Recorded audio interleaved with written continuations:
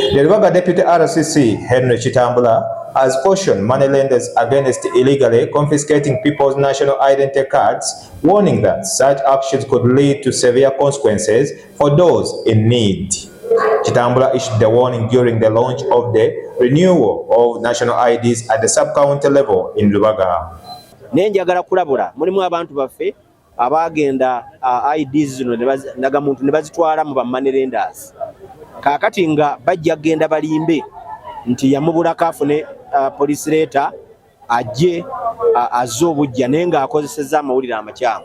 Njagala kubalabula bobanga ndaga muntu wagitwala ewa moneylender fuba okulaba nga otugamba tugikujjireyo kubanga ne moneylender okusinzira ku tteeka eryokuwandiisa abantu n'eryokugabandaga muntu section 69 subsection 3 national ID yonna eba property ya government.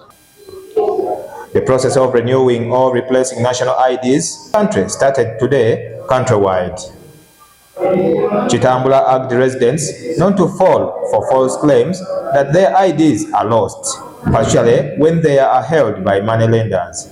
He also warned some police officers against demanding bribes from individuals who have lost their IDs and need police letters to obtain replacements. Nayo erina okubanga ebbaluwa ejikuwa nga tugisasudde yadde ekikumi kubanga guno mulimu gwaffe mulimu gwa poliisi. Mulwekyo yenna akusaba ssente omupoliisi okukolera ebbaluwa nga ndaga muntu ekubuzeeko naye mutugambe kubanga oyo ate aba mulabe w'exercise eno. Ian Guminkiriza, the head of the National ID Registration and Renewal Program in Lubaga, emphasized that individuals must personally visit with their old IDs and fill out the required forms depending on the type of service needed. Jawano kukola renewal ibetagasa ekintu ekyo kimu bwe abali na national ID enkadde ajje ne national ID enkadde ate omuntu bwaba national ID agisuula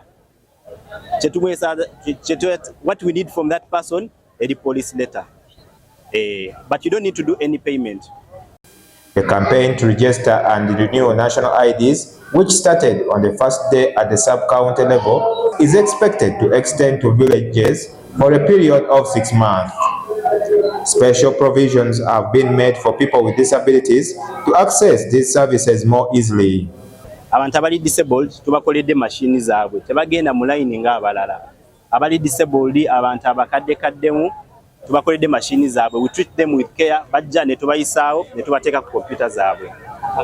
This time, advanced equipment such as iris scanners and other biometric tools are being used to enhance the process.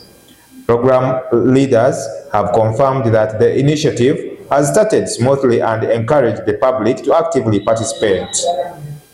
Olwaleero waliwo futures ze bongerako mu kulinwalinga kuno.